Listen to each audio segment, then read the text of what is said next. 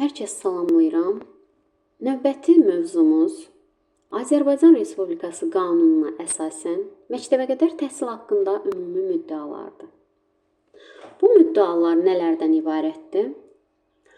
Deməli, məktəbəqədər yaşlı uşaqların intellektual, fiziki və mənəvi inkişafına xidmət edən ilkin bilik, bacarıq və vərdişlərin mənimsənilməsi prosesi və onun nəticəsi məktəbəqədər təhsildir.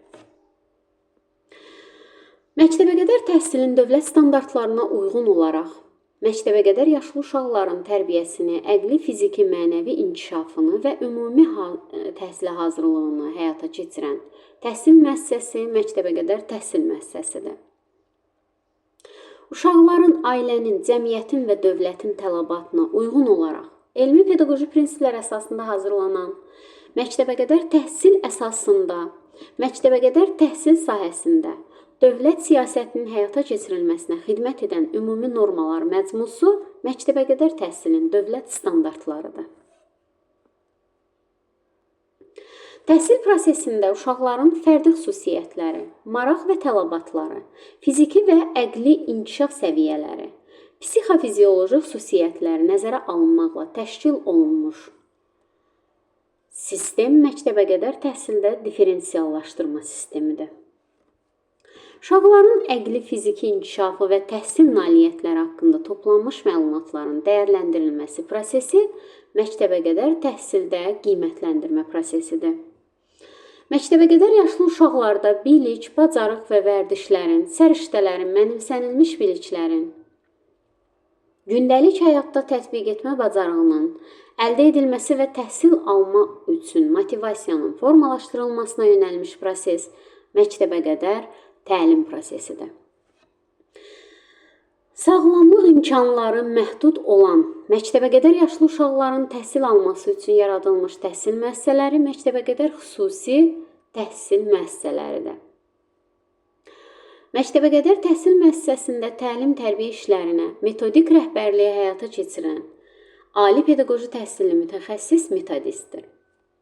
Uşaqlara qulluğu və nəzarəti həyata keçirən şəxs dayədir. Uşaqların əqli, fiziki inkişafındakı pozuntuların korreksiyası ilə məşğul olan mütəxəssis defektoloqdur. İxtisaslı pedaqoji işçi olduğu halda, valideynlərin və digər qanuni nümayəndələrin könüllülüyü ilə müxtəlif yerlərdə yaradılan məktəbəqədər yaşlı uşaqların cəlb olunduğu ödənişli təlim qrupu icma əsaslı məktəbəqədər təlim qrupudur.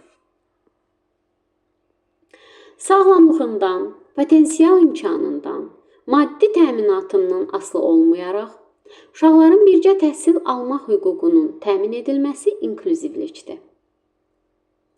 Müxtəlif təşəbbüs və tədqiqatlar əsasında formalaşan mütərəqqi xarakterli yeniliklər innovasiya xarakterli yeniliklərdir.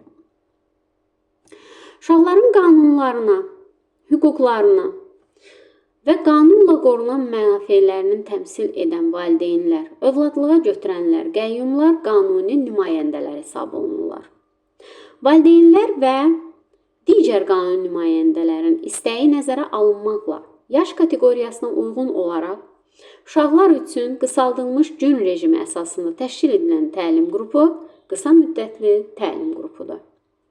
Nitq pozuntusu olan uşaqlarla işləyən ali pedaqoji təhsilli mütəxəssis loqopeddir.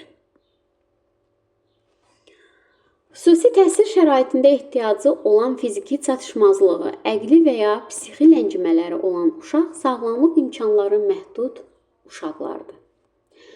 Dövlət məktəbəqədər təhsil müəssisələrində pedaqoji fəaliyyətlə məşğul olan ali və orta ixtisas təhsilinə malik təhsil verənlərin peşəkarlıq səviyyələrinin və peşə yararlılığının yoxlanılması proseduru sertifikatlaşdırmadır.